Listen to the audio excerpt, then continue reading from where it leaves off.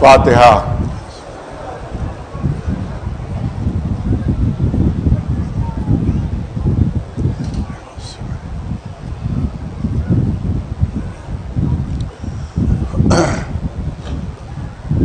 اعوذ باللہ السمیع العلیم من الشیطان اللعین الرجیم.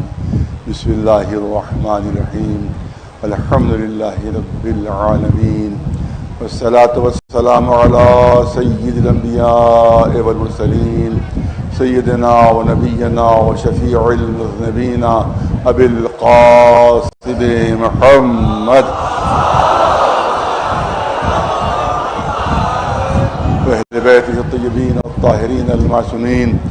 أما بعد فقد قال الله سبحانه تبارك وتعالى في كتابه المبين وهو أصدق القائلين: يا أيها الذين آمنوا اتقوا الله وابتغوا إليه الوسيلة وجاهدوا في سبيله لعلكم تفلحون.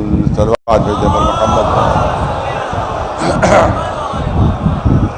اس سلسلے کی آخری مجلس کہ جس میں مجھے سائے کریمہ کے ذیل میں بیان کرنا ہے. انشاءاللہ 2-1 مجلس اور بھی ہے، اگر گنجائش رہی تو اس میں بھی کچھ عرض کروں گا، کہ جس میں اللہ اعلان فرما رہا ہے کہ اے مومنو، اے صاحبان ایمان، اے صاحبان ایمان، متقی بنو، صاحب تقوی بنو.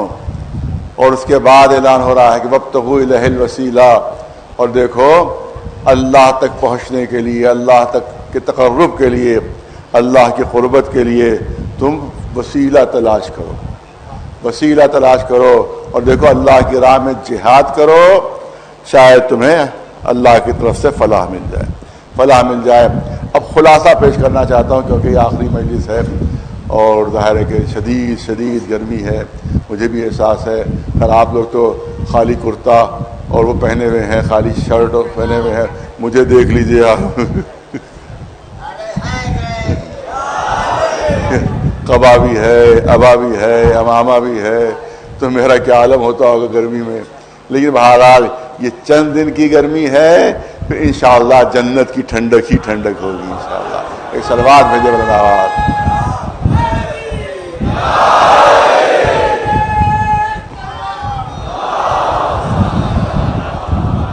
یہ وقتی گرمی برداشت کر لیجئے، یہ ٹیمپریری گرمی برداشت کر لیجئے، اور جب ہم انشاءاللہ میدان حشر میں پہنچیں گے تو طوبہ کا سایہ ہوگا. اور جب انشاءاللہ بتفعیل محمد و آل محمد جب جنت پہنچیں گے تو پھر وہاں کی فضائیں ہوں گی اور وہاں کا بہترین موسم ہوگا جس کا دنیا میں تصور ہی نہیں کیا جا سکتا. ایک صلوات بھیجے بلند آواز.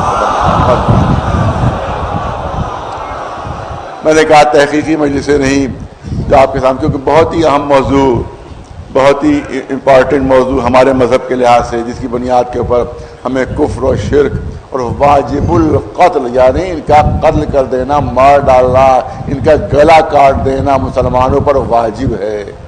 یہ فتوے ہیں، یہ فتوے.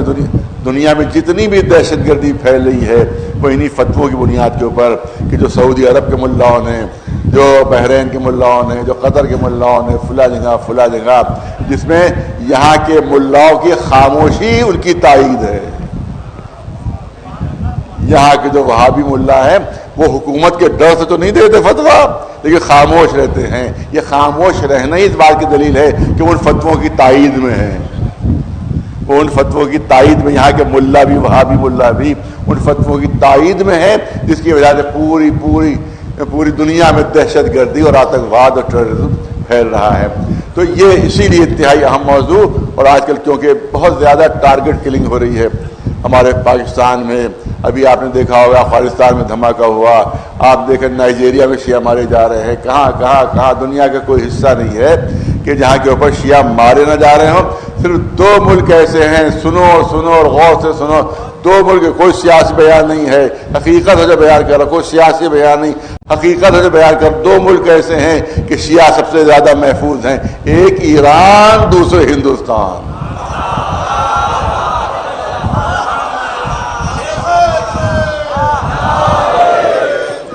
یہ 2 جگہیں ایسی ہیں جہاں سب سے زیادہ محفوظ ہیں، جہاں ادھر وہابی سر اٹھاتے ہیں وہ حکومت ان کا سر کچل دیتی ہے، ان کا سر کچل دیتی ہے.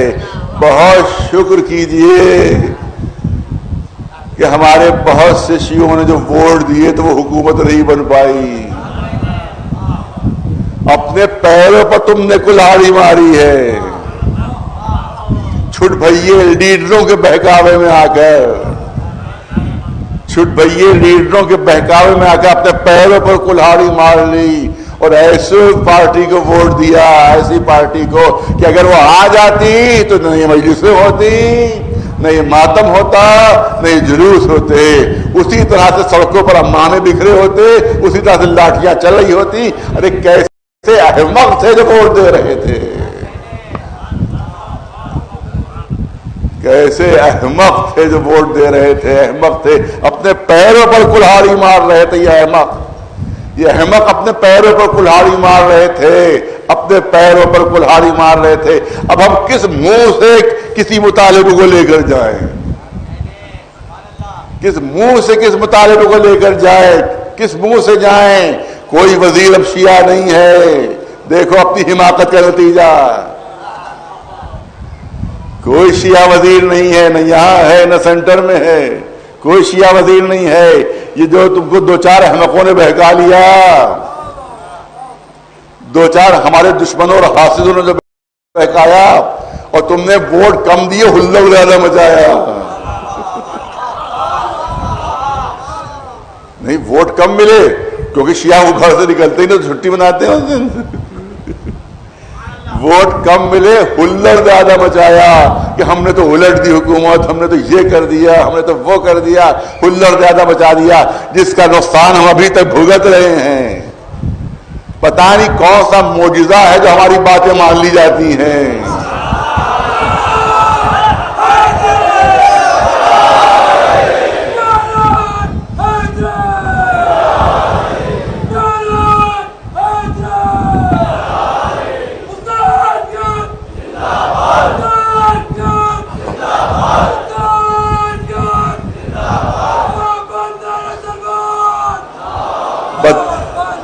بدنام کرنے کی مجھے کوشش کی جاتی ہے, بدنام کرنے کی. کبھی کہتا فلاں پارٹی سے گاڑی مل گئی, فلاں پارٹی سے 100 کروڑ مل گئے, فلاں پارٹی سے یہ مل گیا, فلاں پارٹی سے یہ مل گیا. ایک پرچہ آیا تھا میرے پاس 3-4 سال پہلے کہ آپ کو سنا کہ بسپا پارٹی نے جو ہے وہ انووا گاڑی دی ہے جو آپ کے گھر کے سامنے کھڑی ہوئی ہے. ایک انووا گاڑی آپ کو ملی ہے فلاں سیاسی پارٹی سے جو آپ کے گھر کے سامنے کھڑی ہوئی ہے. ابھی چلے جائیے میرے گھر کے سامنے, اتنی پتلی گلی ہے کہ موٹر سائیکل تو کھڑی نہیں ہو پاتی.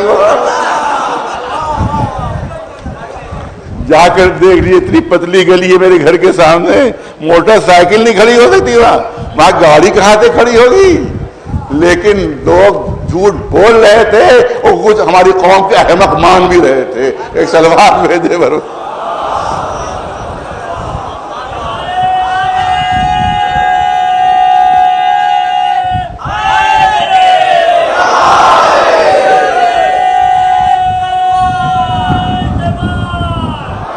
بس چند جملے کرنا چاہتا ہوں کیونکہ ضروری ہے, آخری مجلس ہوتی ہے, چند جملے ضروری ہیں کہ آج تک میں نے کوئی ذاتی فائدہ نہیں اٹھایا ہے.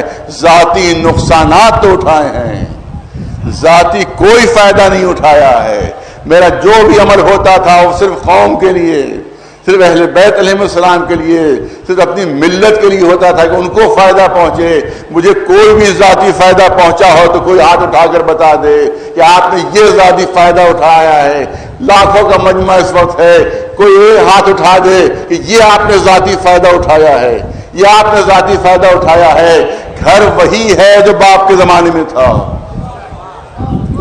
گھر وہی ہے جو باپ کے زمانے میں تھا, اور باپ کے زمانے میں بھی گھر وہی تھا جو دادا کے زمانے میں تھا.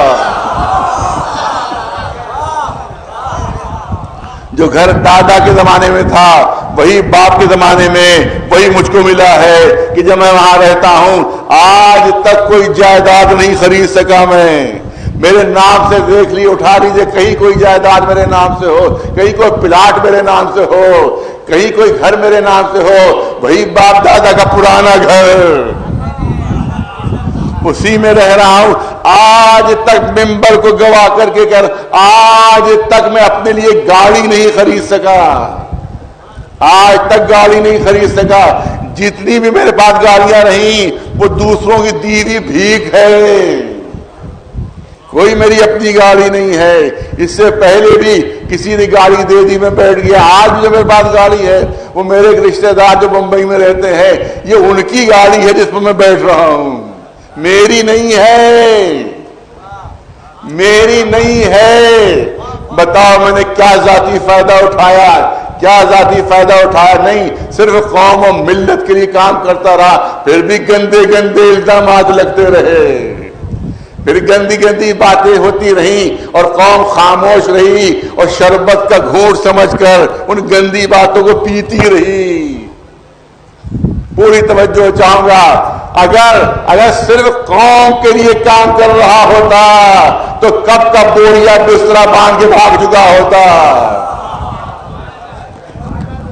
صرف قوم کے لیے کام کر رہا ہوتا تو قوم نے ایسے اتہامات لگائے ہیں اور ایسے اتہامات کو قبول کیا ہے کہ جو انتہائی اخلاق سے گرے ہوئے، قوم کے لیے کام نہیں کر رہا ہوں، قوم کی حمایت میں کر رہا ہوں، قوم کے مفاد میں کر رہا ہوں، مگر قوم کو خوش کرنے کے لیے نہیں کر رہا ہوں، بلکہ صرف محمد و آل محمد کی خوشی کے لیے ہو رہا ہے۔ ایک صلوات بھیجے بلند آواز صبر محمد و آل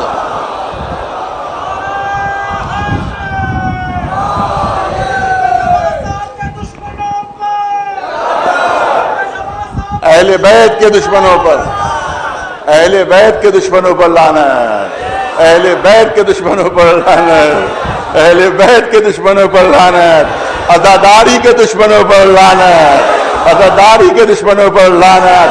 صلوات بر محمد و آل محمد۔ چھوٹے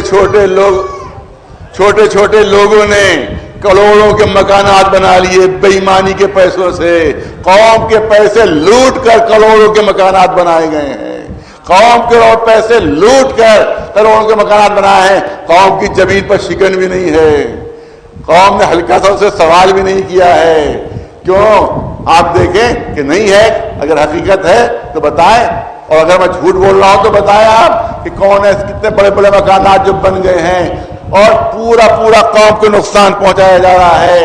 ارے اس بلون نے انٹرنیٹ کے اوپر مجھے ماں کی گالی دی ہے، مجھے ماں کی گالی دی ہے، لیکن اس قوم کو کیا کیا جائے کہ جب وہ کربلا میں آیا ہے تو علم چوم بھی رہا تھا اور لوگ اس سے مصافحہ بھی کر رہے تھے۔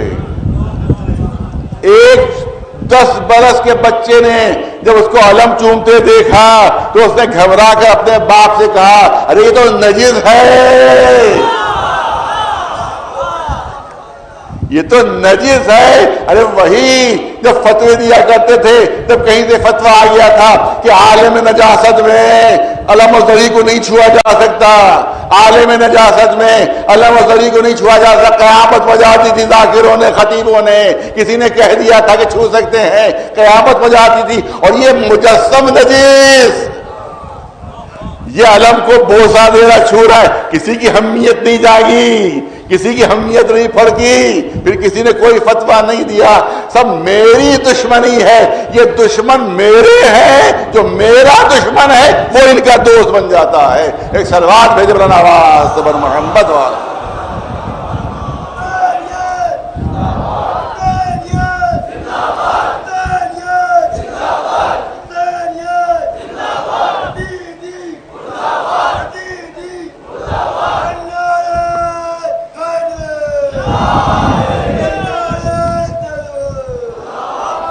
بات مانو چاہے نہ مانو، بات مانو چاہے نہ مانو، میں اپنی بات کہہ دیتا ہوں کہ جو قوم کی ہمدردی میں ہوتی ہے، قوم کے نفع میں ہوتی ہے، قوم کی بھلائی میں ہوتی ہے، وہ میں کہہ دیتا ہوں خوشنودی اللہ کی ہے، خوشنودی محمد و آل محمد کی ہے، تمہاری خوشنودی کے لیے نہیں، ورنہ کب کا بھاگ چکا ہوتا۔ بس اتنے چند جملے عرض کرنا تھے، تو لہذا آپ بھروسہ کرو ان پر کہ جو تمہاری خدمت کر رہے ہیں، ان پر بھروسہ نہ کرو جو تمہیں لوٹ رہے ہیں۔ ایک صلوات بھیجے بلند آواز صبر محمد۔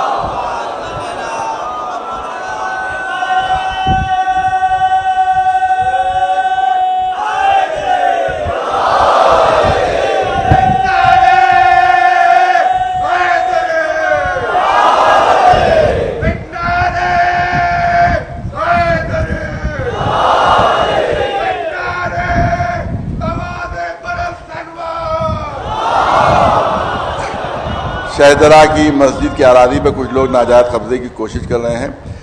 مومنین کرام سے گزارش ہے کہ شہدرہ کے جو پروگرام ہوتے ہیں اس میں زیادہ سے زیادہ تعداد میں شریک ہو. ہر اتوار کو 2 بجے دن سے 4 بجے دن تک وہاں نماز ہے, مجلس ہے, ماتم کا پروگرام ہوتا ہے, عالم مبارک برآمد ہوتا ہے. یہ ڈاکٹر باقر مہدی صاحب جو متولی ہیں اس مسجد شہدرہ کے, ان کی طرف سے یہ اعلان ہو رہا ہے. وہ جو ہمارے ہاتھ سے وہ پوری زمین, پوری عمارت, پوری مسجد اسی لیے چلی گئی کہ کوئی شیعہ وہاں جاتا ہی نہیں تھا, لہٰذا غیروں کے قبضے میں سب آ رہا ہے, اور بقیہ جو زمین رہ گئی اس پر بھی قبضہ ہو رہا ہے. لہٰذا آپ حضرات اتوار کو 2 بجے وہاں پروگرام ہوتا ہے تو کثیر تعداد میں ضرور شرکت فرمائیں. صلوات بھیجے بر محمد و آل محمد. تو جلدی سے خلاصہ آج کا دھارے, اب وقت بالکل نہیں ہے کہ خلاصہ پوری تقریروں کا خلاصہ کہ 1400 سال میں وسیلے کے سلسلے میں 3 قول ملتے ہیں. 3 قول, عام مسلمانوں کی بات ہو رہی ہے, اپنی بات نہیں ہو رہی. مسلمانوں میں 3 قول ملتے ہیں کہ وسیلہ کیا ہے. بس میں نے کہا تحقیقی گفتگو ہے, اسے لحاظ سے کر رہا ہوں کہ 1400 سال کے عرصے میں 3 قول ملے, 3 نظریے ملے, اور 3 باتیں کہی گئی ہیں وسیلے کے سلسلے میں. پہلی بات یہ ہے کہ وسیلے سے مراد ایمان ہے. یہ پورا خلاصہ پیش کر رہا ہوں تاکہ آپ کے ذہن میں پوری تقریروں کا خلاصہ آ جائے کہ ایک گروہ تھا جس نے کہا کہ وسیلے سے مراد ایمان ہے. دوسرا گروہ تھا, اس نے کہا وسیلے سے مراد اعمال صالحہ ہیں, یعنی اچھے اعمال, نیک اعمال. اس میں نماز, روزہ, حج, زکات, خمس, خیر خیرات سب شامل ہیں.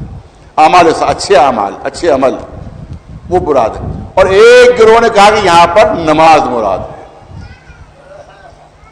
یہاں پر نماز مراد ہے. یہ 3 قول عام مسلمانوں میں یہ پھیلے ہوئے ہیں کہ ایمان مراد ہے, یا عمل صالح مراد ہے, یا نماز مراد ہے. میں سب چیزوں کا جواب آپ کے سامنے پیش کر چکا ہوں کہ یہاں قدرت اعلان کرے یا ایھا الذین آمنو, اے مومنی جو ایمان لا چکے, وسیلہ تلاش کرو. اس کا مطلب ایمان الگ ہے, وسیلہ الگ ہے. توجہ رہے. یہ بات ہو گئی, یہ گفتگو ہو گئی. پھر کیا کہ اعمال صالحہ مراد ہیں. کیوں اعمال صالحہ؟ اب یہاں پر اس کا جواب بھی ہو چکا ہے, بس 2 جملوں میں عرض کروں گا کہ متقی بن جاؤ, صاحب تقوی بن جاؤ. مجھے بتائیے بغیر اعمال صالحہ کے کوئی متقی بن سکتا ہے؟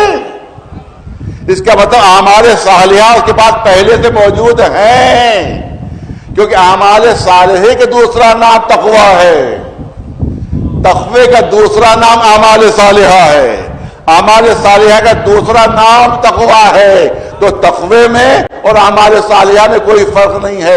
اس کا مطلب ہے یعنی اچھے عمل اس کے پہلے سے ہیں, تبھی وہ متقی بنا ہے. اس کے بعد تیسرا گروہ کا قول یہ ہے کہ اس سے مراد نماز ہے. توجہ رہے, بس یہیں پر رک کر ایک بات کا اضافہ کرنا چاہتا ہوں. نماز ہے, امام شافعی کی مشہور ربائی ہے, بہت مشہور ربائی ہے. میرے پاس ان کا دیوان موجود ہے, امام شافعی کا مصر سے چھپا ہوا, میرے پاس ان کا دیوان موجود ہے. اس میں ان کی یہ ربائی ہے جو تمام مسلمان مفسرین و محققین مانتے ہیں اس ربائی کو کہ امام شافعی کی ہے. اور مسلمان علماء کا فتویٰ یہ ہے کہ ان 4 میں سے کسی کی فقہ بھی مان لو جنت مل جائے گی, کسی کو مان لو, کسی بھی مسلک پر عمل کر لو, جائز ہے, جنت ملے گی تمہیں. اب امام شافعی کی ربائی ہے یا اہل بیت مصطفی النبی انکم حبکم, یا اہل بیت مصطفی النبی حبکم فرض من اللہ فی القرآن انزلا. اے اہل بیت مصطفیٰ, اے مصطفیٰ نبی, تمہاری محبت جو ہے وہ اللہ کی طرف سے قرآن میں واجب قرار دے دی گئی ہے. امام شافعی لکھ رہے ہیں اپنی ربائی میں کہ اے اہل بیت نبی, اہل بیت مصطفیٰ نبی, آپ کی محبت قرآن میں اللہ نے, جس کو قرآن کو اللہ نے نازل فرمایا ہے, وہ فرض کر دی ہے, واجب کر دی ہے. کفاکم من عظیم قدرکم انکم من لم یصلی علیکم لا صلاۃ لہ، اور آپ کی عظمت کے لیے، آپ کی شرف کے لیے، آپ کی بلندی کے لیے یہ بات کافی ہے کہ اگر کوئی نماز میں آپ کو درود نہ بھیجے، اگر کوئی نماز میں آپ کو صلوات نہ بھیجے تو اس کی نماز اس کے منہ پر مار دی جائے گی، اس کی نماز قبول نہیں کی جائے گی۔ بس توجہ ہے، جو جملہ نظر کرنا چاہتا ہوں، تم کہتے ہو کہ نماز وسیلہ ہے اللہ کے تقرب کا، اور میں کہا امام شافعی کہتے ہیں کہ نماز خود اہل بیت کے وسیلے کی محتاج ہے۔ ایک صلوات بلند آواز پر محمد والے۔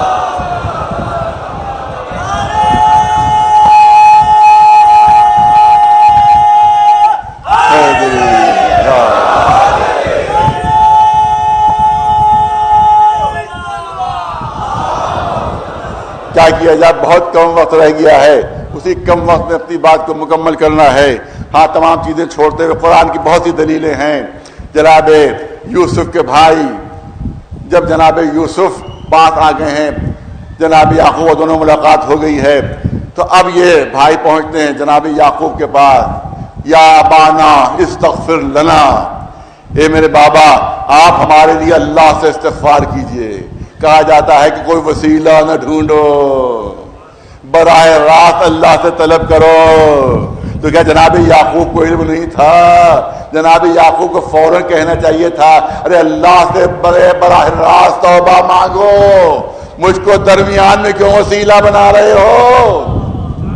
اور صاحبان علم و فیض تشریف فرما ہے، یہ بات پہنچانا ہے ان لوگوں تک کہ جو وسیلے کے منکر ہیں، اور جو ملا جن کو بہکاتے ہیں، مفتی جن کو بہکاتے ہیں۔ آؤ قرآن دیکھو کیا اعلان ہو رہا ہے، اے بابا آپ ہمارے لیے اللہ سے استغفار کیجئے، آپ ہمارے لیے ہمارے گناہوں سے توبہ جو ہے قبول کروائیے۔ جناب یعقوب کو کہہ دینا چاہیے تھا کہ ڈائریکٹ اللہ سے توبہ کرو، براہ راست اللہ پہ توبہ کرو۔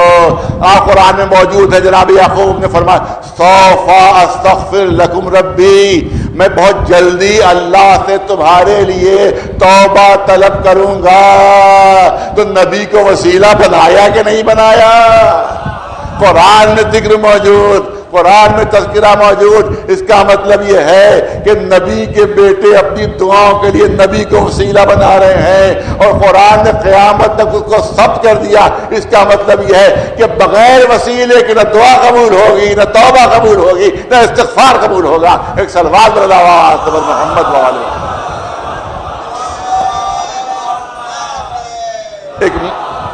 ایک مولوی انٹرویو دے رہا تھا، میں نے دیکھا، اتفاق سے نظر پڑی، اس میں ایک شیعہ عالم بھی تھے، ایک وہ وہابی عالم بھی تھا۔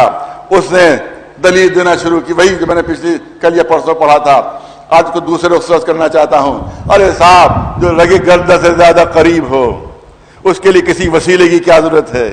جو رگے گردن سے زیادہ قریب ہو اس کی قربت کے لیے کسی وسیلے کی کیا ضرورت ہے؟ میں پوچھنا چاہتا ہوں، ارے نماز جب پڑھتے ہو تو کیا نیت کرتے ہو؟ ارے توجہ چاہوں گا، کسی بچے کو بھی اگر آپ بتا دیں تو سمجھ جائے گا بات، کہاں بات تو صحیح ہے۔ جب نماز پڑھتے ہو تو کیا نیت کرتے ہو؟ جب روزہ رکھتے ہو تو کیا نیت کرتے ہو؟ جب حج پر جاتے ہو تو کیا نیت کرتے ہو؟ جب خمس و زکات ادا کرتے ہو تو کیا نیت کرتے ہو؟ بغیر اس نیت کے کوئی عبادت نہیں ہے۔ جب تک یہ نیت نہ ہو عبادت نہیں۔ وہ نیت کیا ہے؟ قربتاً اللہ، میں نماز پڑھتا ہوں کہ اللہ کے قریب ہو جاؤں، میں نماز پڑھتا ہوں، میں روزہ رکھتا ہوں اللہ کی قربت کے لیے، میں حج پر جاتا ہوں اللہ کی قربت کے لیے۔ ارے جو لگے گردن سے زیادہ قریب ہے تو اب یہ نیت کیسی؟ یہ نیت کیسی؟ قربتاً اللہ۔ ہر مذہب کے فقیہ سے پوچھئے کہ اگر قربتاً اللہ نے کہا تو اٹھا بیٹھی ہوگی، نماز نہیں ہوگی۔ اگر قربتاً اللہ نہیں کہا تو فاقہ ہوگا، روزہ نہیں ہوگا۔ اگر قربتاً اللہ نہیں کہا تو خیر و خیرات ہوگی، خبز نہیں ہوگا۔ قربت اللہ کی شرط ضروری کہ میں چاہتا ہوں کہ اللہ کے قریب ہو جاؤں، اللہ کے قریب ہو جاؤں۔ اے ملا تو کہہ رہا ہے کہ وہ رگے گردن سے زیادہ قریب ہے، تو اب یہ قربت کی نیت چھوڑ دیا کر، بغیر قربت کی نیت کی نماز پڑھ لے، بغیر قربت کی نیت کے روزہ رکھ لے، بغیر قربت کی نیت کے حج پہ چلے جا، وہ کہے گا نہیں نہیں قربت کی نیت شرط ہے، ورنہ نماز نہیں ہوگی، روزہ نہیں ہوگا۔ جو رگے گردن سے زیادہ قریب ہے اس کے لیے قربت کی دعا مانگنا کہ مجھے قریب اپنے کر لے، اپنے قریب کر لے، تو یہ دعا بیکار ہے، یہ دعا اللہ حاصل ہے جب وہ لگے گردن سے زیادہ قریب ہے۔ جب علماء سے پوچھا کہ جب اتنا قریب ہے تو قربتاً اللہ کی نیت جو ہوتی ہے، تو علماء نے کہا وہ قدرت کے لحاظ سے سب سے زیادہ قریب ہے، ہم معرفت کے لحاظ سے اس سے بہت دور ہے۔ ایک سلوات بھیجے صبر محمد والے۔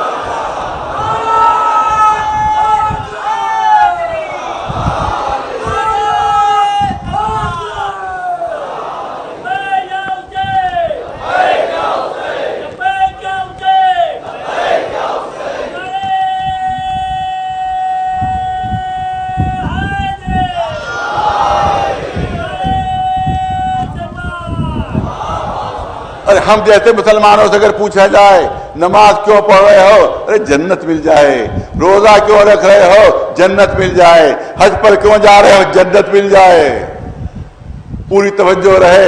اس کا مطلب یہ ہے کہ ہم جنت چاہتے ہیں، جنت مل جائے۔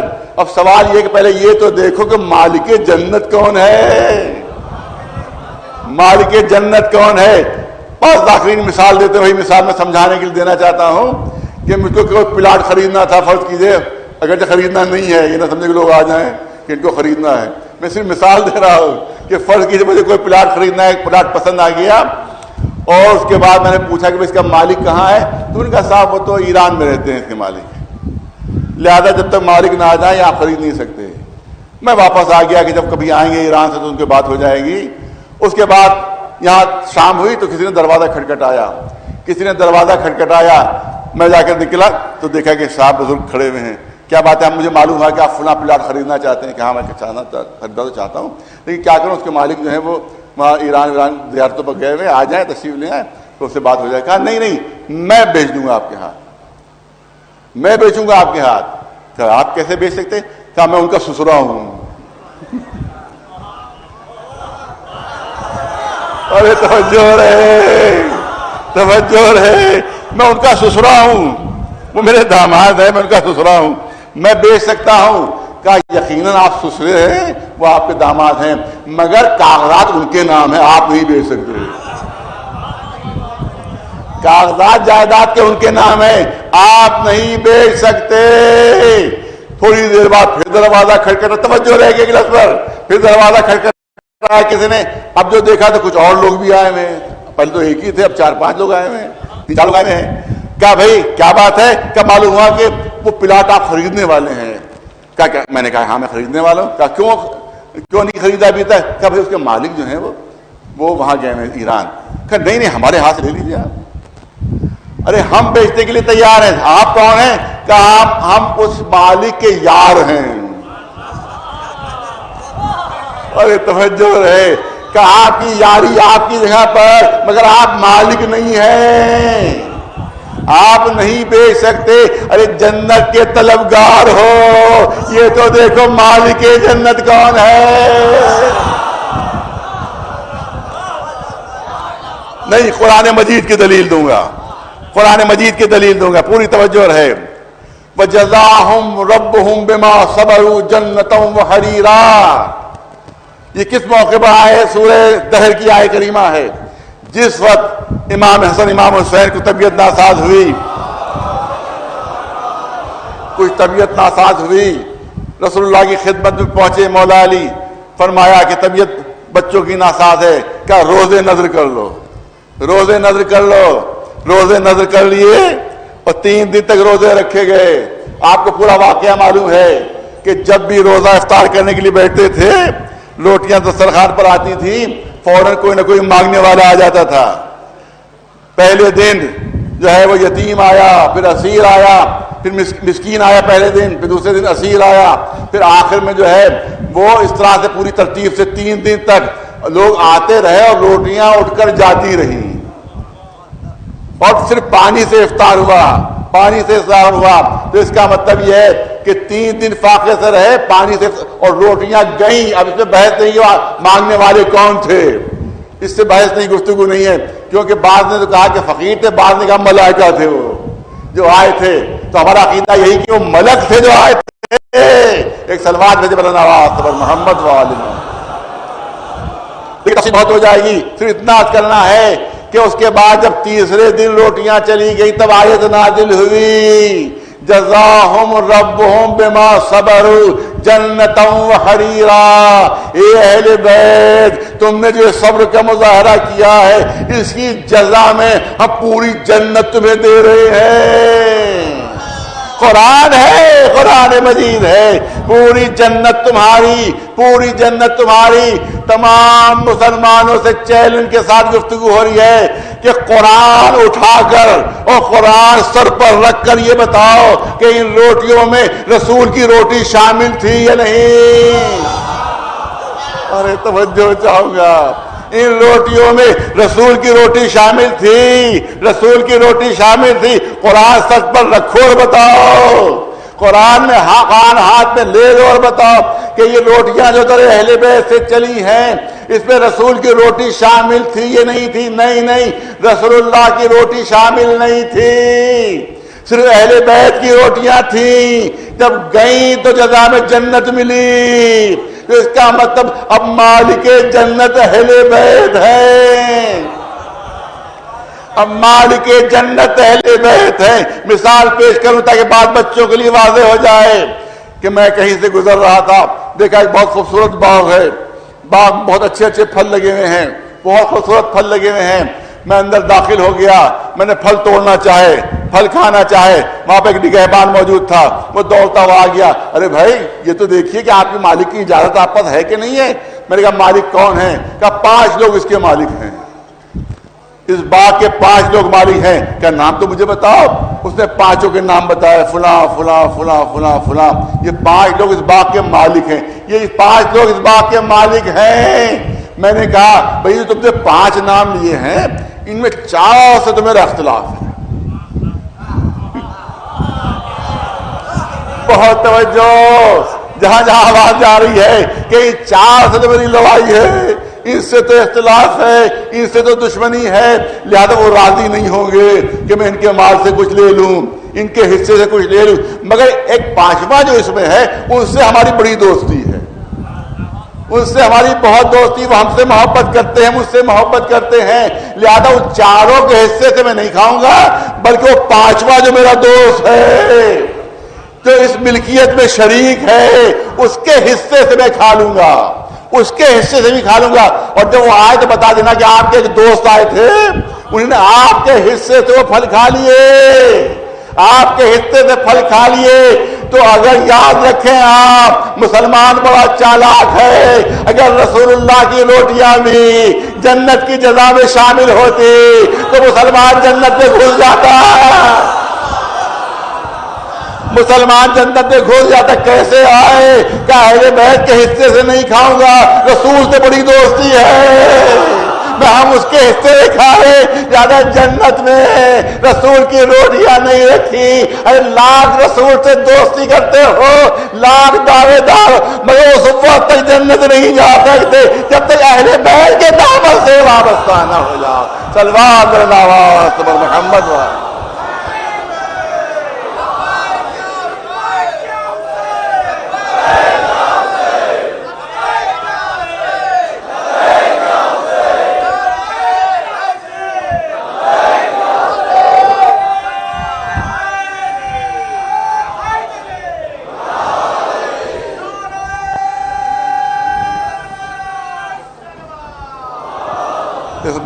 مجلسوں کے سلسلے کا آخری دن ہے، پھر امام زمانہ علیہ السلام کے فنڈ کے لیے پھر گزارش ہے کہ آج آخری مجلس ہے، اس میں آپ لوگ زیادہ سے زیادہ اس میں تعاون فرمائے، کیونکہ اس سے قوم کے جوانوں ہی کے لیے کام ہو رہا ہے۔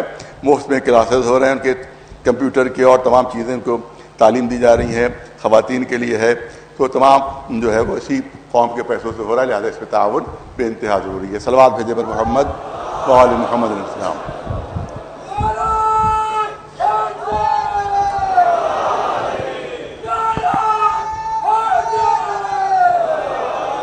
بس بات کو سمیٹنا چاہتا ہوں، ایک بنیادی وجہ وسیلے سے انکار کی ہے۔ بنیادی وجہ یہ ہے وہ غلط عقیدہ، اس 10% جو مسلمانوں میں 10% ہیں، کل 10% ان کا وہ غلط عقیدہ ہے، کیونکہ جس کی وجہ سے یہ بھی پیدا ہوا ہے کہ کوئی وسیلہ نہیں ہو سکتا، رسول بھی وسیلہ نہیں ہو سکتے۔ رسول بھی کیوں؟ عقیدہ کیا ہے؟ رسول ہمارے جیسے ہیں، رسول ہمارے جیسے ہیں، اگر وہ وسیلہ بن سکتے ہیں تو ہم بھی وسیلہ بن سکتے ہیں، کیونکہ وہ تو ہمارے ہی جیسے ہیں۔ یہ جو غلط عقیدہ مسلمانوں میں پھیلایا جا رہا ہے، یہ بنیاد بنا ہے تمام خرابیوں کی بنیاد مسلمانوں کا یہ عقیدہ ہے۔ ایک 10% ہیں، ان کا یہ عقیدہ ہے کہ رسول ہمارے جیسے، مگر ہمارا عقیدہ یہ ہے کہ وہ ہمارے جیسے نہیں ہیں، بلکہ وہ باعث خلقت کائنات ہیں، وہ کائنات میں سب سے افضل ہیں، سب سے برتر ہیں، اور ہماری تخلیق خاک سے ہوئی ہے، ان کی تخلیق نور سے ہوئی ہے۔ وہ ہمارے جیسے نہیں ہیں، ہم خاکی مخلوق ہیں، وہ نورانی مخلوق ہیں۔ آپ یاد رکھیں، دیکھیے وسیلے کی گفتگو ہو رہی ہے، وسیلہ کون اللہ کا بن سکتا ہے ہمارے لیے؟ کہ جس کی پہنچ ہماری طرف بھی ہو اور جس کی پہنچ وہاں بھی ہو۔ بھئی سیڑھی پر ہم جب چڑھتے ہیں، جب چھت پر چڑھنا تو ایک سرا چھت سے ملا ہونا چاہیے، ایک سرا زمین سے ملا ہونا چاہیے، ایک سرا چھت سے ملا ہو، ایک سرا زمین سے ملا ہو، تبھی تو ہم اس کو وسیلہ بنا سکتے ہیں، تبھی تو سیڑھی پر چڑھ کر چھت تک پہنچ سکتے ہیں۔ لہذا رسول بنے وسیلہ، اہل بیت وسیلہ بنے، مگر خصوصیت کیا ہے؟ حقیقت نور ہے، ظاہر میں بشر ہیں۔ حقیقت نور ہے، ظاہر میں بشر ہیں، صرف لباس بشریت ان کو پہنایا گیا ہے، آدمیت کا لباس انہیں پہنایا گیا ہے، اس لیے ہمارے جیسے لگتے ہیں، ہمارے جیسے ہے نہیں۔ کیونکہ اگر صرف ہمارے جیسے ہوتے تو صرف ہم سے رابطہ ہوتا، اللہ سے رابطہ نہ ہوتا، اور اگر صرف نور ہوتے تو اللہ سے تو رابطہ ہوتا مگر ہم سے رابطہ نہ ہوتا۔ اسی لیے نور ہے مگر آدمی کے لباس میں ہے، بشر کے لباس میں ہے، تاکہ ہم سے بھی رابطہ رہے اور اللہ سے بھی رابطہ رہے۔ اور دوسری بات عرض کر دوں کہ یہ جو ہائی وولٹیج، یہ جو جاتے ہیں تار، یہ ہائی وولٹیج معلوم ہے کہ 70,000 وولٹیج ہے، 80,000 وولٹیج ہے، 1,00,000 وولٹیج ہے، تو اس کے اوپر کوئی کور نہیں ہوتا۔ دیکھا کوئی کور آپ نے؟ جو ہائی ویز کے اوپر آپ دیکھیں کہ ہائی وولٹیج تار بغیر کور کے ہوتے ہیں، اور اس پہ اگر 2 میٹر بھی اس کے نزدیک ہو گئے تو وہ کھینچ لیں گے تاروں، اور انسان جل کے راکھ ہو جائے گا۔ بسیں جا رہی ہیں تو پوری بس جل کے راکھ ہو جائے گی، لیکن اس کو اتنا اونچا رکھا جاتا ہے تاکہ کسی کے رابطے میں نہ آ سکے وہ، اور کسی کو نقصان نہ پہنچے۔ لیکن یہی بجلی کرنٹ جب ہمارے گھر میں دیا جاتا ہے تو اس کے اوپر پلاسٹک کا کور چڑھا دیا جاتا ہے۔ ارے توجہ ہو رہے، پلاسٹک کا کور چڑھا دیا جاتا ہے تاکہ ہمیں اس سے نقصان نہ پہنچنے پائے۔ یہ نہ ہو کہ ہمارے کرنٹ لگ جائے اور ہم وہیں پر ڈھیر ہو جائے، بجائے گھر روشن ہونے کے ہم ہی ڈھیر ہو جاتے۔ لہذا اس پر پلاسٹک کا کور چڑھا دیا جاتا ہے تاکہ اس نور کی شدت سے، اس کی قوت سے ہم بچے رہیں۔ رسول حقیقت میں نور ہے، حقیقت میں نور ہے، بشریت کا کور ہے، بشریت کا کور ہے۔ جملہ نظر کرنا چاہتا ہوں کہ اگر یہ بشریت کا کور نہ ہوتا، وہ اصلی نور پہنچ جاتا تو مکہ اصحاب رسول کا قبرستان بن جاتا، جو آتا وہ ختم ہو جاتا، جو آتا وہ ختم ہو جاتا۔ لہذا ہم استفادہ کر سکے اس لیے اس پر بشریت کا کور چڑھا دیا گیا ہے، اور یہ نور کس وقت ظاہر ہوا؟ معراج کے موقع پر جب رسول اللہ تشریف لے گئے ہیں۔ تفصیل نہیں، بس 2 جملوں میں بات مکمل کرنا ہے۔ تو تمام روایتیں کہتی ہیں کہ اتنی تیز رفتاری سے تشریف لے گئے تھے کہ جس وقت واپس آئے ہیں تو زنجیر اندر ہل رہی تھی، بستر اسی طرح سے گرم تھا، وضو کا پانی زمین تک نہیں پہنچا تھا. قاب قوسین ادنیٰ کی منزلوں پر گئے اور واپس آ گئے. زنجیریں در ہل رہی تھی, بستر گرم تھا, وضو کا پانی تھوڑی بلندی سے زمین تک نہیں پہنچا تھا. اتنی تیز رفتاری سے سفر کیا, اتنی صورت رفتار سے سفر کیا. یہ بات آج سے تقریباً 25-26 سال پہلے میں اسی معاملے پیش کر چکا ہوں. بزرگوں کو تو یاد ہوگی, مگر بچوں جوانوں کو اب نہیں, ناممکن ہے کہ ان کو معلوم, اس کو 5-6 برس کا سن ہوگا, لہٰذا ان کو کیا یاد. لہٰذا ان کے لیے پیش کر رہا ہوں کہ رسول اللہ اگر خاک سے بنے ہوتے, ارے توجہ چاہ رہا ہوں, تو آپ دیکھیں اتنی تیز رفتاری سے سفر ہوا ہے, اتنی تیز رفتاری سے. یہ جو راکٹ خلا میں بھیجے جاتے ہیں, یہ راکٹ بھی ریخ پر جاتا ہے, یہ راکٹ جو چاند پر جاتا ہے, یہ عام دھات سے نہیں بنتا. اگر یہ راکٹ اسی لوہے سے بنے کہ جس لوہے سے یہ لاؤڈ اسپیکر بنا ہے, جس لوہے سے لاؤڈ اسپیکر بنا ہے, تو جب وہ 40-50 ہزار میل فی گھنٹے کی رفتار سے جب خلا میں یہ راکٹ سفر کرے گا, تو سائنسداں کہتے ہیں کہ جتنی رفتار تیز ہوتی ہے ویسے ہی فضا میں فرکشن ہوتا ہے, رگڑ ہوتی ہے. لہذا 40,000 میل کی رفتار سے جب عام لوہے کا بنا ہوا راکٹ جب سفر کرے گا تو تیزی رفتار سے وہ فرکشن پیدا ہوگا, وہ رگڑ پیدا ہوگی, اس سے اتنی گرمی پیدا ہو جائے گی کہ لوہے کا راکٹ جو ہے وہ جل کر راکھ ہو جائے گا, جل کر راکھ ہو جائے گا. لہذا مخصوص دھاتیں استعمال کی جاتی ہیں تاکہ رفتار کی تیزی سے جو فرکشن ہو اور فرکشن سے جو گرمی پیدا ہو وہ دھات اس کو برداشت کر لے. لہذا یہ معمولی راکٹ جو صرف 40-50 ہزار میل فی گھنٹے کی رفتار سے سفر کرتے ہیں وہ عام لوہے سے نہیں بن سکتے. مخصوص دھاتیں استعمال ہوتی ہیں تاکہ صورت رفتار سے جو گرمی پیدا ہو وہ دھات برداشت کر لے. تو مجھے اتنا بتاؤ کہ رسول اللہ نے اتنی تیزی سے سفر کیا کہ قاب قوسین ادنیٰ کی منزلوں پر گئے اور واپس آئے. زنجیر دروازے کی ہل رہی تھی, وضو کا پانی زمین تک نہیں پہنچا تھا, بستر گرم تھا, اتنی تیز رفتاری سے سفر کیا. تو بچے جملہ یاد رکھے جو کرنا چاہتا ہوں کہ اگر خاک سے بنے ہوتے, اگر خاک سے بنے ہوتے تو جل کر خاک ہو جاتے. نور ہے اس لیے محفوظ رہے, نور ہے اس لیے محفوظ رہے. پر جملہ نہ کرنا چاہتا, اس کے بعد بھی کوئی کہہ سکتا ہے ارے کون سی اہمیت ہو گئی, کون سا شرف ہو گیا اگر رسول نور ہیں. ارے سورج میں بھی تو نور ہے, چاند میں بھی تو نور ہے, شمع میں بھی نور ہے, چراغ میں بھی نور ہے. اب ایک تحفہ پیش کرنا چاہتا ہوں اس آخری مجلس میں اپنے بچوں اور جوانوں کے لیے. یقیناً سورج میں بھی نور ہے, یقیناً چاند میں بھی نور ہے, یقیناً رسول بھی نور ہے, مگر رسول کا نور طاقتور ہے, سورج کا نور کمزور ہے. ایک تحفہ ہے جو بچوں کے لیے پیش کر رہا ہوں کہ سورج کا نور کمزور ہے, رسول اللہ کا نور طاقتور ہے. کوئی بچہ بھی کہے دلیل دیجئے, اب وہ زمانہ نہیں کہ جو مولوی نے کہہ دیا ہم نے مان لیا. اب آپ کو پروف دینا ہوگا, اب آپ کو دلیل دینا ہوگی. دلیل ایسی دینا چاہتا ہوں, ایک چھوٹا سا بچہ تجربہ کر سکتا ہے, چھوٹا سا بچہ تجربہ کر سکتا ہے. شمع آپ نے جلائی ایک اندھیرے کمرے میں, شمع جلائی اندھیرے کمرے میں, ایک چراغ جلایا اندھیرے کمرے میں, پورا کمرہ اندھیرا ہے, آپ نے چراغ جلا دیا, آپ نے شمع جلا دی. اب جا کے دیکھیے گا تو شمع کی پرچھائی, لو کی پرچھائی زمین پر نہیں ملے گی. اندھیرے کمرے میں آپ نے شمع جلائی, شمع کی لو کی پرچھائی زمین پر نہیں ملے گی, چراغ کی لو پرچھائی زمین پر نہیں ملے گی.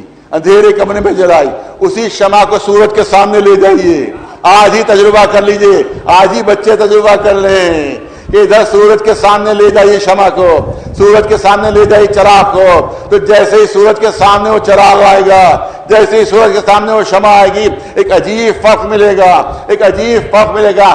آپ دیکھیں گے کہ شمع کی لو کا سایہ زمین پر ملے گا, ارے شمع کی لو کا سایہ زمین پر ملے گا, چراغ کی لو کا سایہ زمین پر ملے گا. ارے چراغ میں بھی نور ہے, شمع میں بھی نور ہے, آفتاب میں بھی نور ہے. ارے شمع کی لو کا سایہ کیوں پیدا ہو گیا, یہ پرچھائی کیوں پیدا ہو گئی؟ اس کا سبب یہ ہے کہ شمع کا نور کمزور ہے. سورج کا نور طاقتور ہے، جب طاقتور نور کے سامنے کمزور نور آیا کرتا ہے تو کمزور نور میں پرچھائی پیدا ہو جاتی ہے۔ اگر رسول کا نور سورج کے نور سے کمزور ہوتا تو جب بھی سورج کے سامنے آتے جس میں پرچھائی دے دیتا، جس میں سایہ پیدا ہو جاتا۔ سایہ نہ پیدا ہونا اس بات کی دلیل ہے کہ سورج کا نور کمزور ہے، ہمارے رسول کا نور طاقتور ہے۔ ایک صلوات محمد والا۔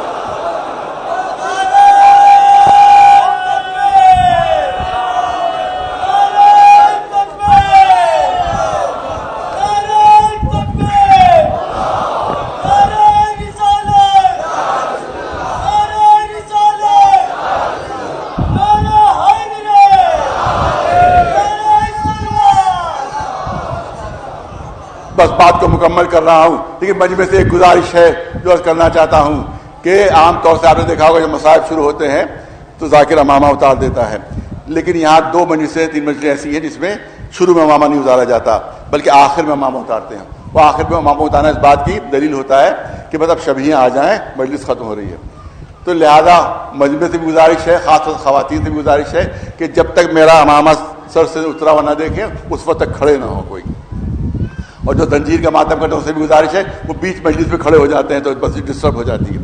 جب تک سر سے امامہ نہ میں اتاروں وہ اس کا نشانی ہوگی کہ مجلس ختم ہو گئی، وہ اس کی نشانی ہوگی کہ مجلس ختم ہو گئی۔ اس وقت زنجیر کا ماتم کرنے والے اٹھیں، اس وقت اٹھے مجمع میں، اس سے پہلے نہ اٹھے، کیونکہ پھر پوری مجلس ڈسٹرب ہو جاتی ہے اور پھر مجھے مصائب ختم کر دینا پڑتے ہیں اسی وقت، تو مصائب کم ہو جاتے ہیں، مصائب کم ہو جاتے ہیں۔ لہذا آپ ایسی کوئی کام نہ کریں جس کی وجہ سے مصائب کم ہو جائیں۔ لہذا خواتین بھی اس وقت تک نہ اٹھیں، اور خواتین اٹھتی بھی اسی وقت ہے کہ جب زنجیر والے اٹھ جاتے ہیں تو وہ بھی گھبرا کر اٹھ جاتی ہیں کہ اب زنجیر کا ماتم شروع ہونے والا ہے۔ لہذا جو زنجیریں کا ماتم کرتے ہیں ان سے گزارش ہے کہ جب تک امامہ سر پر سے نہ اتاروں میں اس وقت تک وہ مجمع میں اٹھ کر کھڑے نہ ہوں۔ بس بات میری مکمل ہو گئی۔ آخری جز اور 2 جملے، جاہدوا فی سبیلہ، میں چاہتا ہوں کوئی چیز تشنہ نہ رہ جائے۔ اللہ کی راہ میں جہاد کرو، اللہ کی راہ میں جہاد کرو۔ کئی تقریروں میں انٹرنیشنل لیول کی تقریر تھیں ان میں جملے کہہ چکا ہوں، یہاں بھی جملے کہنا چاہتا ہوں کیونکہ بات پوری دنیا میں پھیلے گی۔ جہاد کی غلط تشریح کی جاتی ہے، جہاد کے غلط معنی بیان کیے جاتے ہیں۔ جہاد کے معنی یہ بتائے جاتے ہیں کہ مسجد کے اندر بم پھوڑ دو، جہادی ہیں، بازار کے اندر سینکڑوں کو مار ڈالو، جہادی ہیں، بے گناہوں کی گردن کاٹ دو، کا سب جہادی تنظیم ہے، جہادی تنظیم ہے۔ نعرہ دیا گیا سر تن سے جدا، کا سب جہادی تنظیم ہے جس نے نعرہ دیا ہے۔ نہیں، یہ جہاد نہیں ہے، یہ دہشت گردی ہے۔ جہاد فروع دین میں شامل ہے ہمارے یہاں، جہاد عبادت کا نام ہے، گلے کاٹنے کا نام نہیں، مار ڈالنے کا نام نہیں، ختم کر دینے کا نام نہیں، خون بہانے کا نام نہیں، بلکہ جہاد ہے کسی بھی اچھے اور نیک کام کے لیے اپنی پوری طاقت صرف کر دینا، کسی بھی بہترین کام کے لیے اپنی پوری توانائی صرف کر دینا، یہ ہے جہاد۔ ابھی ایک جلسہ ہوا تھا دہلی میں جس میں وہ ڈوبال صاحب جو یہاں کے بہت بڑے افسر ہیں سیکورٹی کے، پوری ہندوستان کی سیکورٹی انہی کے ہاتھ میں ہے، وہ اس میں موجود تھے۔ ہمارے سوامی جی بھی وہاں پر موجود تھے اور تمام بڑے بڑے ہندو سوامی اور جین کے، معلوم ہے یہ جین کے رہبر ہیں، یہ فلاں مذہب کے رہبر ہے، فلاں مذہب کے رہبر ہیں۔ وہی میں نے یہ جملے کہے تھے جو یہاں بھی دہرانا چاہتا ہوں آپ کے سامنے کہ جہاد سر کاٹنا نہیں ہے، جہاد خون بہانا نہیں ہے، جہاد کسی کو ختم کرنا نہیں ہے، جہاد کسی کو لوٹنا نہیں ہے۔ جہاد ہے کیا؟ جہاد ہے کیا؟ ارے کسی نے اندھیرے میں ایک چراغ جلا دیا، راستہ اندھیرا تھا، لوگ ٹھوکریں کھا رہے تھے، ایک چراغ جلا دیا کہ لوگوں کو راستہ نظر آ جائے، راستہ دکھائی دے جائے، کوئی ٹھوکر نہ کھائے، کوئی نقصان نہ اٹھائے۔ یہ چراغ جلانا بھی جہاد ہے، اسلام میں جہاد ہے۔ یہ کس کے خلاف جہاد ہے؟ مارا کسی کو، قتل کیا کسی کو، کسی کی گردن کاٹ دی؟ نہیں، یہ جہاد ہے کس کے خلاف؟ اندھیرے کے خلاف۔ ارے صاحبان ذوق ہے، کوئی جملہ ضائع نہیں ہونا چاہیے۔ یہ بھی جہاد ہے کس کے خلاف؟ اندھیرے کے خلاف جہاد ہے۔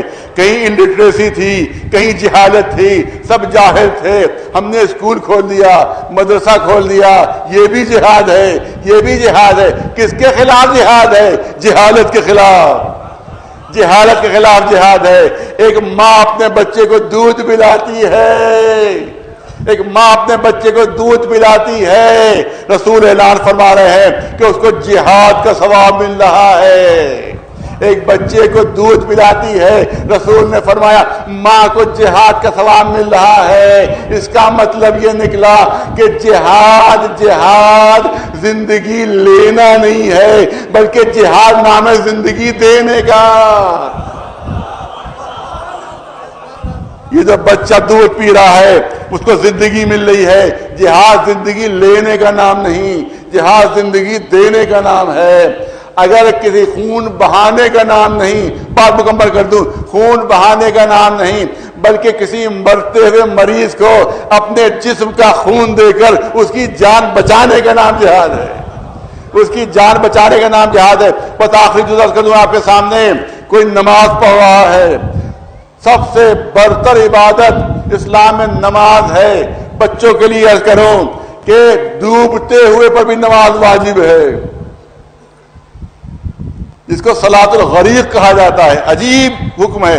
اگر ڈوب رہے ہو اور نماز نہیں پڑھی تو اشاروں میں نماز پڑھ کر ڈوبو. ارے توجہ ہے، نماز پڑھتے ہوئے ڈوبو. نماز کبھی معاف نہیں، کسی حالت میں معاف نہیں. کھڑے ہو کر نہیں پڑھ سکتے، بیٹھ کر پڑھو. بیٹھ کر نہیں پڑھ سکتے تو لیٹ کر پڑھو، اشاروں سے پڑھو. اور نہیں پڑھ سکتے تو آنکھوں کے اشاروں سے نماز پڑھو. آنکھوں کے اشاروں سے نماز پڑھو. تو اس کا مطلب سب سے اہم جز اسلام کا نماز ہے. لیکن کوئی مسلمان اگر نماز پڑھ رہا ہے، اس کے کان میں آواز آئی کہ میں ڈوب رہا ہوں مجھے بچا لو، میں ڈوب رہا ہوں مجھے بچا لو، ڈوب رہا ہوں مجھے بچا لو، تو اب سنیے اسلام کا حکم کیا ہے جو سب سے اہم عبادت ہے. اسلام کا حکم ہے کہ نماز توڑ دو، نماز توڑ دو. اور اب ڈوبتے ہوئے جا کر بچاؤ، ڈوبتے ہوئے کو جا کر بچاؤ. یہ نہ دیکھنا کہ مسلمان ہے یا نہیں، یہ نہ دیکھنا شیعہ ہے یا نہیں، ہندو ہو، مسلمان ہو، سکھ ہو، عیسائی ہو، کمیونسٹ ہو، لا مذہب ہو، نماز توڑنا واجب، نماز توڑنا واجب. جملہ نظر کر رہا ہوں، جب خود ڈوب رہے ہو تو نماز پڑھتے ہوئے ڈوبو. جب کوئی دوسرا ڈوب رہا ہو تو نماز توڑ کر ڈوبتے ہوئے کو بچا لو. ایک سلوات بھیج دے نواز پر محمد والا.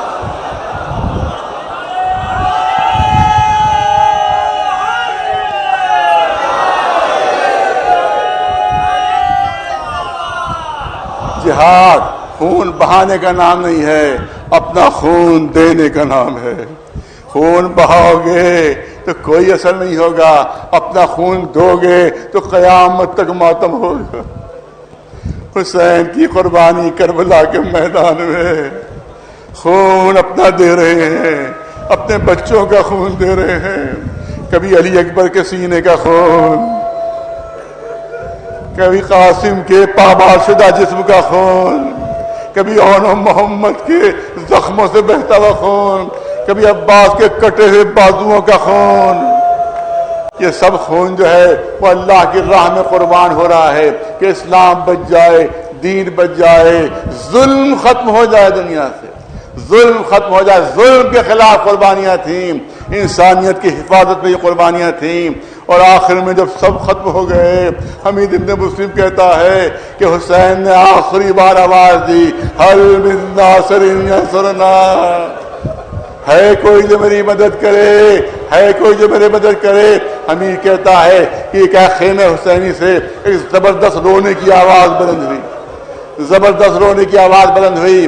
حسین در خیمہ پر پہنچے، اے بہن زینب ابھی میں زندہ ہوں، اے زینب میری بہن ابھی میں زندہ ہوں. یہ اتنا شور گریہ کیوں ہے؟ جناب زینب در خیمہ پر آتی ہیں، بھیا ابھی جیسے ہی آپ نے کہا تھا کہ کوئی ہے جو میری مدد کرے، علی اصغر نے اپنے وجود سے گرا دی. وہ بچہ زبان بے زبانی سے کہہ رہا تھا بابا یہ نہ کہیے اب کوئی مددگار نہیں.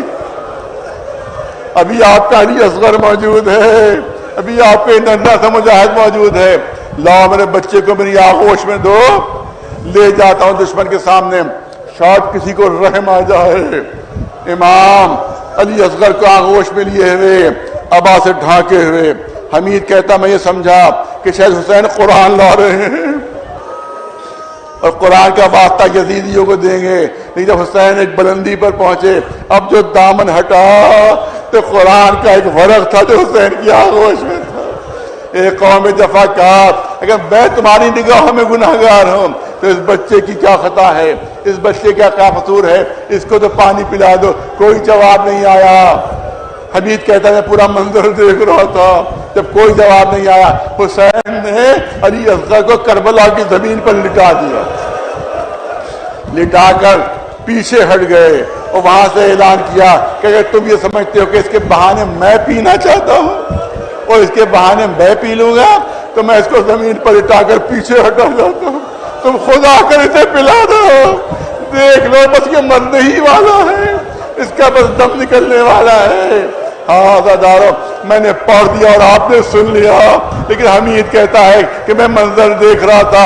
حسین نے جب اپنے ننھے سے بچے کو کربلا کی زمین پر لٹایا تو کربلا کی زمین اتنا چل رہی تھی, اتنا چل رہی تھی کہ بچہ مچھلی کی طرح تڑپنے لگا. ننھا تھا 6 مہینے کا بچہ مچھلی کی طرح تڑپنے لگا. کسی کو رحم نہیں آیا, کسی کو رحم نہیں آیا. یہ حسین کے مقابلے میں انسان نہیں تھے, انسان نہیں تھے, جانوروں سے بدتر تھے. وہ حیوانوں سے بدتر تھے, وہ درندوں سے بدتر تھے. درندے بھی چھوٹے بچوں پر رحم کھاتے ہیں. تفصیل نہیں کرنا ہے, میں نے خود ٹی وی کے اوپر وہ دیکھا کہ ایک شیرنی تھی کہ جس کے قبضے میں ایک ننھا سا ہرن کا بچہ آ گیا تھا.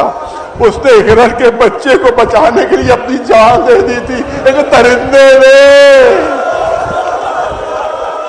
ننھا سا بچہ تھا ہرن کا, وہ جانتا بھی نہیں تھا کہ یہ درندہ ہے مجھے کھا جائے گا, یہ درندہ ہے مجھے ختم کر دے گا.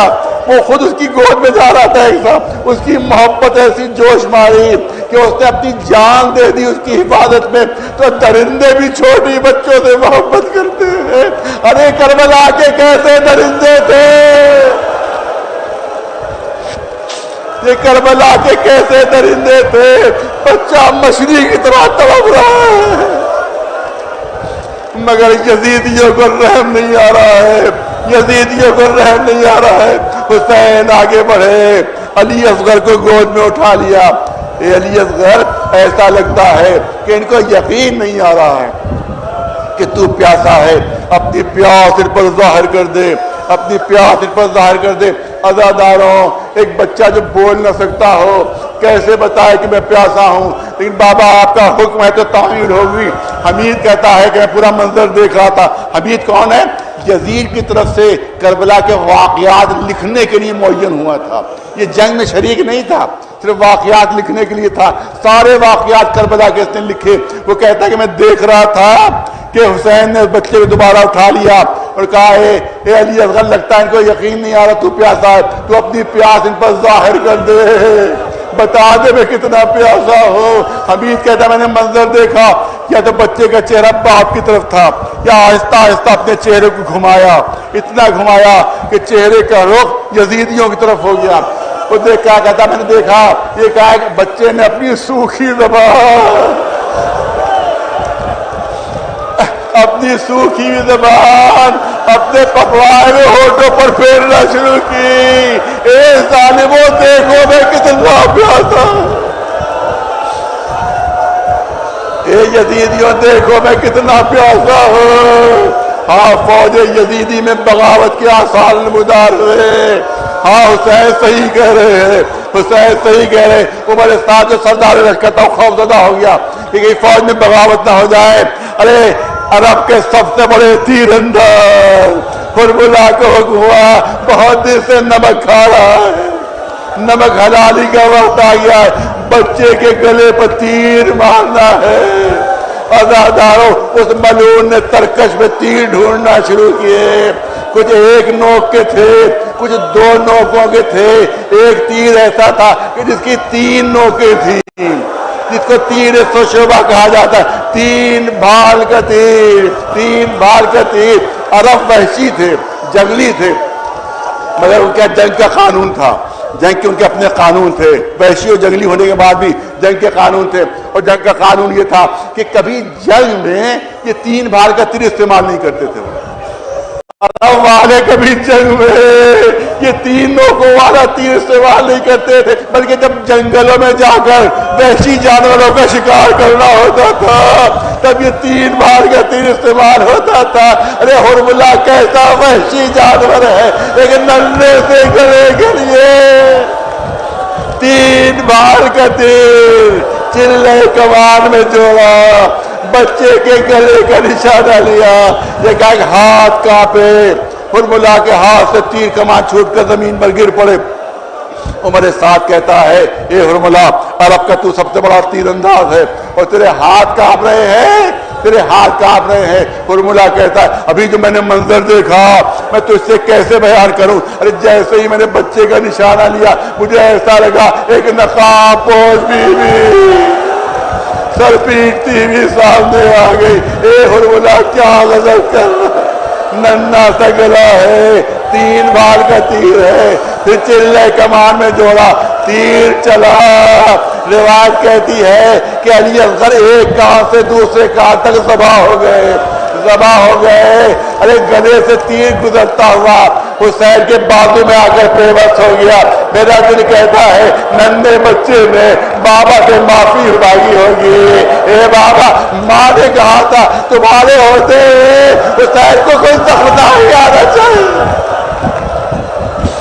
ماں نے جاتے وقت کہا تھا اے علی اصغر اس بات کا دھیان رکھنا کہ تمہارے ہوتے ہوئے تمہارے بابا کو کوئی زخم نہ لگے، مگر اے بابا میں کیا کروں، تیر بڑا ہے، میری گردن چھوٹی ہے۔ عزادارو حسین لے کر آتے ہیں، جناب رباب کو بلایا، اے رباب آؤ، ایک فریضہ تمہیں میرے ساتھ انجام دینا ہے۔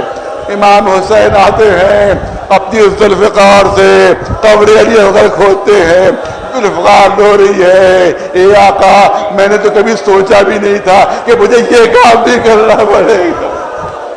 علی اصغر کی قبر تیار ہوئی، حسین نے اپنے ہاتھوں سے علی اصغر کو اس جلتی ہوئی ریت کے اندر لٹایا جو آگ کی طرح جل رہی تھی۔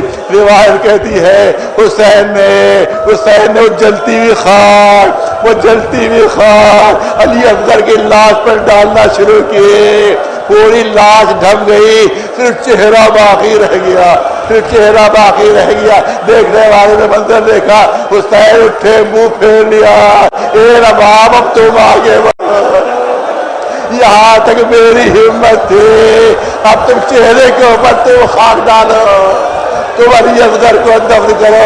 عزادارو بات مکمل ہو گئی، اب حسین میدان میں اکیلے ہیں، چاروں طرف سے حملے ہو رہے ہیں، یہاں تک کہ ایک تیر آ کر پیشانی پر پڑا، پیشانی کو توڑ کر پار نکل گیا۔ حسین سنبھل نہیں سکے، کربلا کی زمین پر گرے، کربلا کی زمین پر گرے، اور 2-3 جملوں کی زحمت ہے، شمر خنجر لے کر آگے بڑھا۔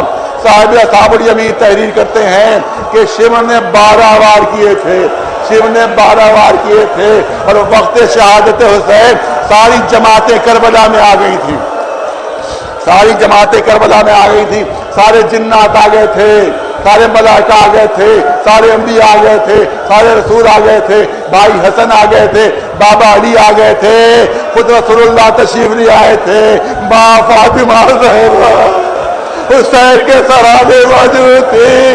صاحب اصحاب الیمین تحریر کرتے ہیں، آخری جملے تحریر کرتے ہیں کہ جب پہلا وار ہوا تو جناتوں نے اجازت مانگی، آقا ہم کربلا سے جا رہے ہیں، بس ہمیں ہماری صبر کی حد اتنی ہی تھی، اس سے آگے ہم نہیں دیکھ پائیں گے۔ جنات چلے گئے، دوسرا بار ہونا تھا، ملائکہ نے اجازت مانگی، تیسرا بار ہونا تھا، انبیاء نے اجازت مانگی، پھر وار ہوا، رسولوں نے اجازت مانگی، لکھتے ہیں اب 9واں وار ہونا تھا۔ بھائی حسن اٹھ کھڑے ہوئے، اے بھیا حسین اس سے آگے کا منظر میں نہیں دیکھ پاؤں، مجھے اجازت دو، میں کربلا دے جا رہا ہوں۔ حضرت چلے گئے، 10واں وار ہونا تھا، بابا علی نے کہہ دیا اے میرے لخت دل حسین، اس سے آگے کا منظر میں نہیں دیکھ پاؤں گا، مجھے اجازت ہے، میں کربلا سے جانا چاہتا ہوں، اب 11واں وار ہونا ہے۔ خود رسول اللہ نے فرما دیا اے میرے نور نظر، بس میرے صبر کی حد یہی ہے، میں جا رہا ہوں کربلا سے، اب آخری وار ہونا ہے اور سر میں جدائی ہونا ہے۔ حسین نے فریاد کی کہ کیا سب مجھے چھوڑ گئے؟ نہیں، پہلو سے آواز آتی، ارے نہیں میرے لال، نہیں، تمہاری ماں فاطمہ زہرا موجود